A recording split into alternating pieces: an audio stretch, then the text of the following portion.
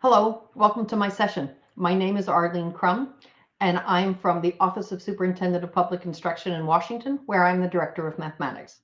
After my presentation today, I'll be answering any questions you have via the live chat. So let's get started. Over the last 4 years, we've thought a lot about the later years of high school, what they should be, and their implications for students in the future. We are now implementing a modern Algebra 2 course that we believe will support students across our state, providing better access, improved learning structures, and greater relevance for their plans beyond K-12. As we started this thinking, it was clear that the time for making a change was good. Others are asking similar questions, and the national focus on this thinking was all around us. So we began by looking at the current landscape. As early as 2013, we saw this call to action that has continued to grow. Although it refers specifically to earlier courses in higher education, it is clear that K-12 must also change to support this need, particularly since there is continued growth in dual credit through agreements between high school and college partners. An NSF grant provided 4 national mathematics associations the opportunity to work together to develop a common vision in 2015. We see the call for mathematically substantive options for all students, not just those headed to calculus. And they offer expectations for those courses to include problem solving, modeling, statistics, and applications. Closer to home, in Washington, our 6 public universities have made their expectations clear and reaffirmed those expectations in the fall of 2022. There are consistent requirements for admission consideration at all 6 of these colleges, which includes 3 credits of mathematics, which is Algebra 1 geometry and Algebra 2, or 3 credits of integrated math. For some of these schools, additional coursework is likely to be necessary to be competitive in the admission process, but all agree they expect to see Algebra 2 or Integrated 3 on the student's transcript. In 2019, Washington was one of 3 states to be accepted to participate in the Launch Years initiative with the Dana Center and other partners. Over a 2-year period, we dove deeply into both transition courses and Algebra 2. And we developed cohesive thinking about connections between these later years of high school and the early years of college. In the resulting report, 3 key ideas provided us with an impetus for change. That all students, each and every, all students deserve equitable access to excellent mathematics education. That we need to improve the transition from K-12 to post-secondary education. And we need to mobilize change through collaboration. The final piece to look at the current state of affairs was to review our state law and board policies for high school graduation. The revised Code of Washington and our State Board of Education require that students take Algebra 1 and Geometry or their integrated counterparts Math 1 and 2. The law also includes a 3rd credit of math to be chosen by the student based on the student's interests and high school and beyond plan. In spite of this flexibility, when we looked at students' transcripts, we found that about 2/3 of students do take Algebra 2, even though they have many other choices.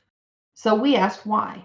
And some of the reasons were pretty obvious. I've already talked about university entrance requirements. In Washington, in addition to credit requirements, students must also complete one of a variety of graduation pathways. Some of these pathways include demonstrating proficiency on a test, such as the Smarter Balanced Assessment, our federal accountability test, or the SAT or ACT. Additionally, many higher level courses, not only on the calculus trajectory, but also physics, statistics, and other courses in high school or college, require Algebra 2. But we found that some students take Algebra 2 because their school doesn't offer anything else. Of our roughly 300 school districts in Washington, over half have a total enrollment of less than 900 students. With some quick math, that suggests that their annual cohorts have less than 75 students, sometimes much less. When you have a graduating class of 35 or 20 or even fewer, the district may not have the capacity, either in teacher resources or student enrollment, to offer multiple options for 3rd credit math. And since they know they must support their university-bound students with Algebra 2, it becomes the default course. Next, we look for guidance for K-12 from the national perspective. In Catalyzing Change, the National Council of Teachers of Mathematics called for every student to have access to a high-quality mathematics education and further clarified what that should include: conceptual understanding, procedural fluency, problem-solving skills, and mathematical practices and processes, while cultivating in them positive mathematical identities. And so we asked, does Algebra 2 offer this? We thought that for procedural fluency and processes, Algebra probably does a pretty good job of that. But then when we started to think about conceptual understanding, problem-solving skills, and math practices, we weren't so sure. And then when we thought about positive mathematical identities, we became pretty sure that we needed to think pretty hard. The Office of Superintendent of Public Instruction is guided by 4 strategic goals. Goal 2 calls for rigorous, learner-centered options in every community. That is, we provide all students with access to challenging coursework, culturally responsive and anti-racist curriculum, and pathways to graduation and beyond that meet their unique interests. This goal is one of the 4 pillars that provides focus for the work that we do and clearly called for us to take a hard look at Algebra 2. With all of that groundwork, we developed the questions that would frame our work. The foundational question that opened the door to significant change in our presentation of Algebra 2 was, what is the math that all students need before we transition to the math that only some students need or want? And this is a question that we find resurfacing time and time again, not only in considering Algebra 2, but in all aspects of our work to provide more equitable opportunities within mathematics for all students. We wondered what it could look like if teachers had some choice about the learning content they offered students. In 2019, we began offering a course called Modeling Our World with Mathematics that provides a menu of context-based modules that teachers can select from. We found this to be a significantly different experience for students that has demonstrated some really powerful results. As I mentioned, we have a bunch of small schools in our state, and we must also consider them and how we can support them in their quest to meet diverse student goals. As we watch mathematics careers change before our eyes, we must always be thinking about the needs of our students in the changing world ahead of them. And finally, how can we make sure that students have opportunities that support not only college admission, but also readiness to succeed? From our work with the Dana Center and the Modern Algebra 2 framework we developed there, we arrived at these foundational ideas: that the course is intended for all students who might take Algebra 2, not just those that are headed towards calculus. We need to support students' social, emotional, and academic development, and that became even more evident throughout the pandemic. And finally, to develop students' ability to engage in not just content, but those important mathematical practices and processes, including the standards for mathematical practice. Finally, we looked at where we've been and where we are now. Historically, you took math until you didn't. 2 credits may have been sufficient to graduate, so if you didn't need the math, you probably didn't take it. Over the last 10 years, we have expanded the possibilities for students. A quantitative CTE course, such as computer science, or a science class like physics can qualify as a student's 3rd credit of math. A bit ago, I mentioned our Modeling Our World with Mathematics course. Rather than teaching math content, then adding in a few word problems, it takes a context such as air quality, the census, sustainable forestry, or our digital presence, and uses the mathematics inherent in the topic to offer relevance and build student capacity in both content and practice standards. Teachers have the option to choose from an entire menu of modules that best suit their students. That course is available on OER Commons. We also have a transition to college math course called Bridge to College that allows direct placement into college statistics or quantitative reasoning courses. Many high schools also offer statistics courses either at the high school or advanced placement level, as well as continuing to offer pre-calculus or calculus options. Now that we had the perspective of where we'd been, what needs to be different, and some questions to shape the work, we built a leadership team with representation by experts from around the country. Knowing that we would be developing the course mostly by leveraging Washington resources, we felt it was important to include perspectives from outside our state and with knowledge of the national landscape. And they were an amazing team to move the work forward. Also from the Dana Center and the Modern Algebra 2 framework, we grounded our work in these design principles. We wanted students to be actively engaged in their learning, to communicate their ideas, to persevere and authentically engage in problem solving through context and interdisciplinary connections. And as for technology, we decided we would design the course as if computers exist. We wanted to use technology to help students move forward in their learning. I mentioned the standards for mathematical practice, and we found in conversations with higher ed, K-12, and industry that there was unanimous agreement that the standards for mathematical practice are crucial learning for all. We knew we needed to incorporate opportunities for teachers to see the math practices within the mathematics they teach, and for students to grow in their capacity to implement them. Additionally, our goals for the course include equitable access as well as equitable teaching practices as listed here by the National Council of Teachers of Mathematics. We asked teachers, both K-12 and higher ed, about their hopes for a course as we were engaging in this work. This is what they said, and that made us very happy because those were our hopes too. Here you see they wanted to be relevant, engaging, accessible, to have engaging tasks, to engage in problem solving, to include statistics and active learning. All of these things were right in line with the thinking that we had moving along, and we were delighted to see that educators saw what we saw. So the first model for Modern Algebra 2 looked like this. Because of the variability of Algebra 2 across the state, 5 different people might give 5 different answers to the question of what is Algebra 2. We don't have specific standards identified for Algebra 2, just that the course should provide learning based on the Common Core high school mathematics standards.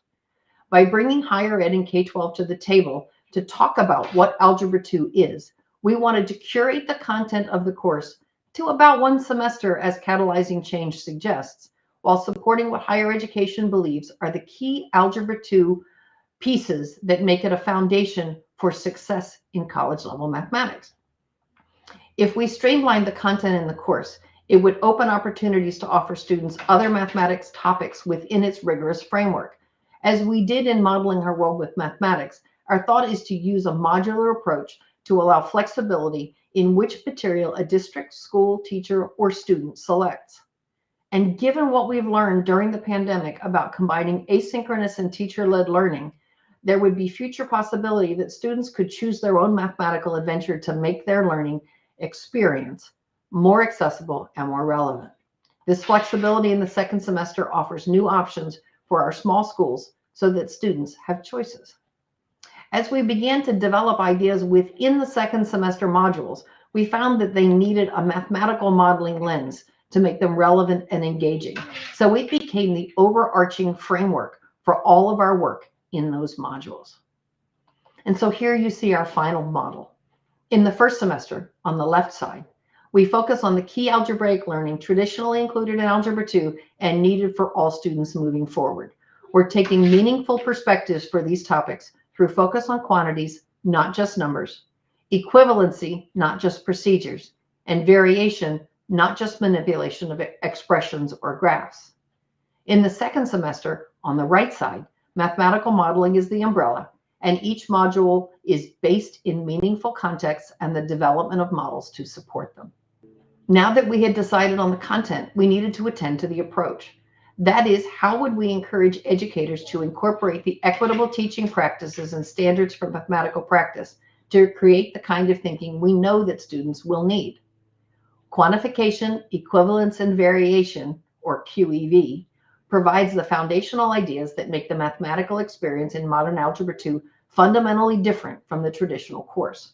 It isn't only guided by curating the content, but utilizes a different lens to make these ideas, which are often presented as abstract manipulation. When we think about quantification, rather than just looking at a 5 and an X, we think about the quantities they represent. We think within a context, and what does it mean to combine them using addition or multiplication or repeatedly through exponentiation. In equivalence, students recognize that sometimes we see relationships better by looking at a graph, sometimes using a table, or even developing an equation. They grow in their understanding of the connections between representations and the meaning of what it means to be equal. In variation, we look at the impact of change. That is, we ask questions like, if I increase the input, how's the output affected? If I change the output, if I want to change the output, how do I have to change the input? And we do this within contexts, so they are not senseless wonderings. In the first semester, we work with the math that all students need. All students engage with all of these topics. To develop the modules, teams of mostly Washington educators develop detailed instructional materials for these units.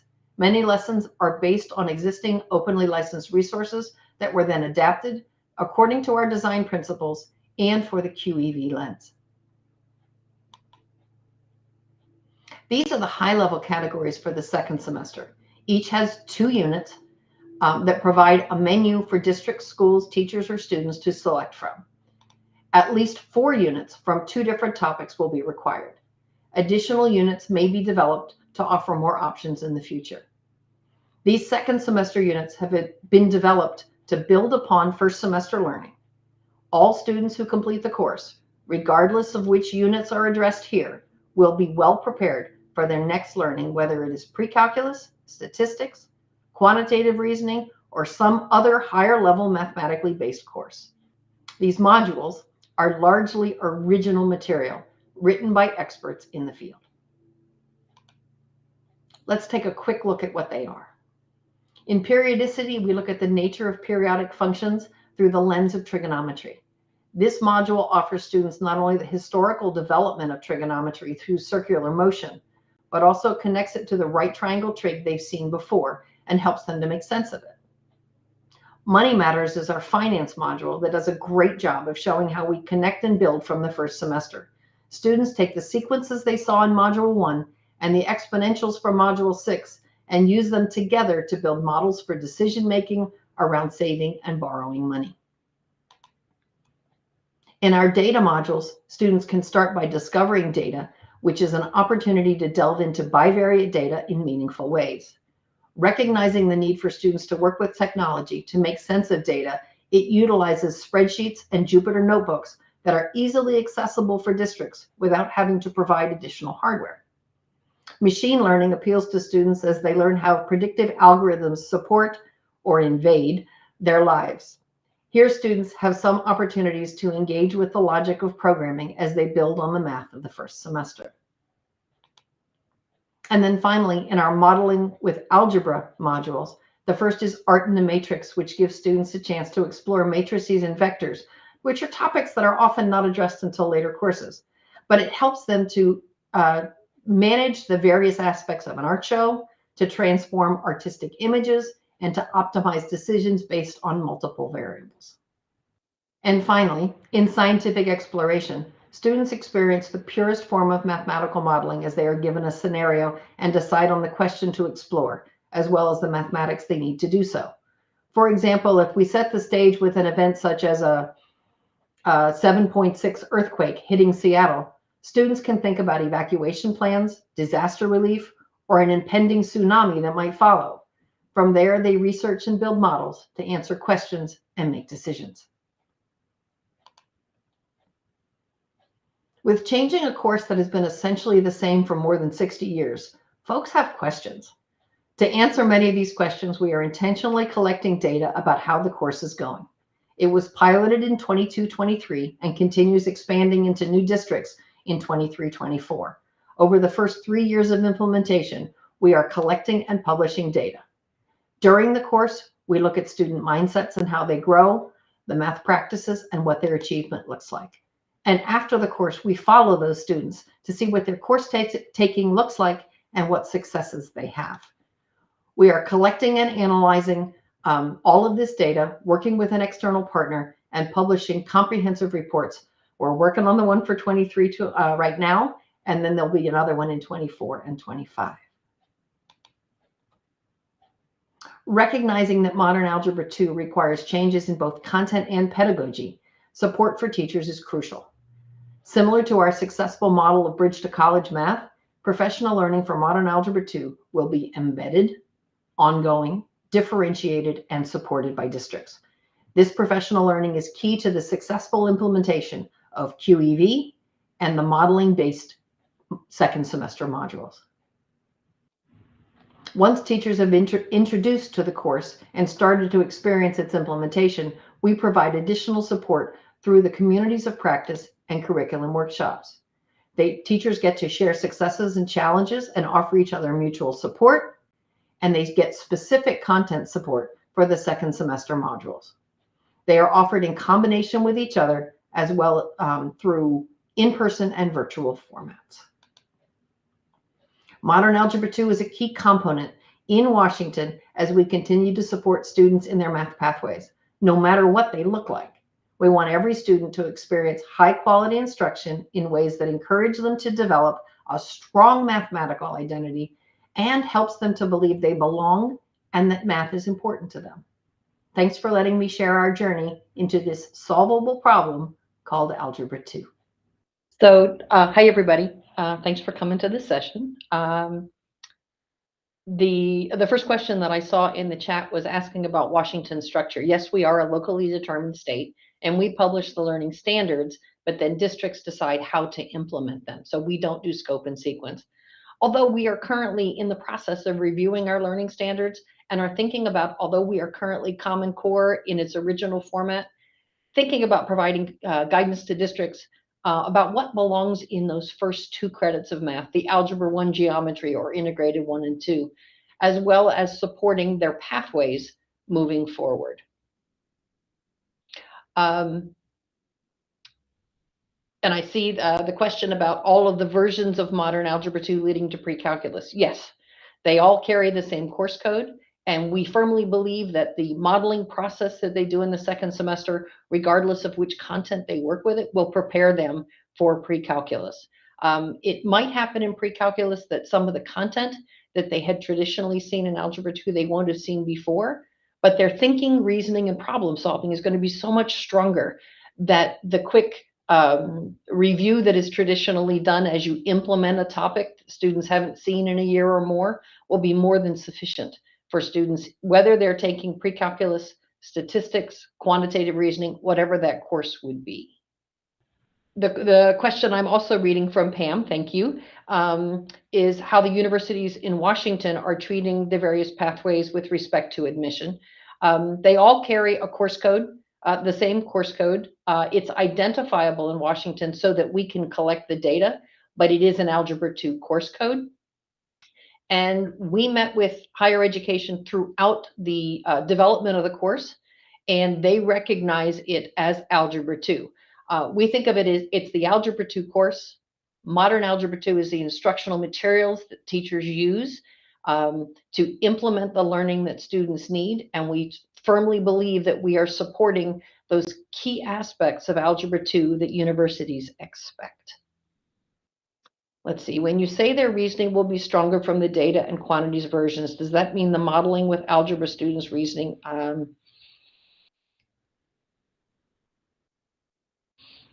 What I'm saying is that the approach that we take in the fall with the focus on quantities and making sense of the mathematics, the QEV lens, it builds students' capability with transferability and problem solving. One of the things that we're hearing from teachers is that the questions that students are asking, particularly as they move through the course, say by December or January, the questions they're asking are better than the questions that the teachers traditionally hear from their Algebra 2 students, because they really have dived into sense making from that.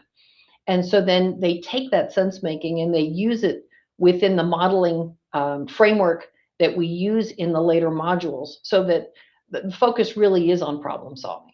and reasoning and transferability so that students can use it with whatever mathematics is coming their way. Yes, we try to dive into sense making. The comment that I'm seeing is all three versions dive into sense making. And in fact, it's even more than three versions because we have two modules. A teacher might say, I'm going to do I'm going to do the periodic functions module, periodicity, and then I'm going to do 2 data science and 1 modeling with algebra. Another teacher might say, well, for my kids, I think that doing art in the matrix works and 1 data science. They literally can pick, there are 6 modules and they pick 4. So there's lots of different ways that the course can turn out for students depending on what the teacher sees within the classroom, both their interests and their future plans. And so no matter which it is, whichever 4 they do, we firmly believe that we're developing that mathematical modeling sense and the ways of thinking and reasoning that will support them moving forward. We're really excited about the course. It's getting out into districts bit by bit, and we hope that more districts will continue to do that. In the 2023 evaluation, we're looking at what teachers' experiences have been and what students' experiences have been. We're looking at mindsets. We're looking at how they feel about themselves as mathematicians. And then we're also going to take a look at what courses they take later. A couple from the data that we have received so far, 100% of the teachers in the pilot reported that teaching this course has positively impacted their practice. And that's super exciting because it's not just about what they're doing in their Modern Algebra 2 class, but maybe their geometry class or their Algebra 2 class or whatever, their Algebra 1 class, whatever classes they're teaching, they're thinking about the things that we've put into Modern Algebra 2. So it's impacting them. And then I believe our number was 95% of the students who responded to a survey said that they felt more confident in their problem solving. And to get that out of high school students, for that many of them to recognize that they have grown in ways that they didn't know before, it's right down the direction that we were hoping that they would go. So that initial data looks great. We will look at what courses they took or are taking this year, a little bit later on this year. We're just beginning the school year here, so it'll take a little time to get that data. Given that the 4th credit of math is optional in Washington, we're really excited to see how many students were excited about what they saw in the 2nd semester and continue their course taking. So we'll compare that with traditional Algebra 2 and Modern Algebra 2. Anyone who would like to talk more about the course, I certainly hope that you'll email me. I talk about it all the time. It's one of my favorite subjects. So I'm happy to talk about how that is, how it ties in with what our learning standards do and do not require, and thinking about what universities are expecting from our students and how we can better support, as I said, not only admission, but readiness so that students are experiencing success. We, looking at Pam's question about actually 95% felt more confident. Yes, we don't have a comparison group for that from the pilot year, but we will be taking a look at that data for the 23-24 school year as we move forward. We only collected data from the pilot group, but as we expand further, we're going to take a look, as I said, at the traditional Algebra 2 classes and the Modern Algebra 2 classes and see how those experiences are going. And Michelle, one of the things that has made part of the Modern Algebra 2 project so interesting is that she, in the chat, she comments that Ohio is also looking at pathways. A lot of states are, and everybody's taking a different approach.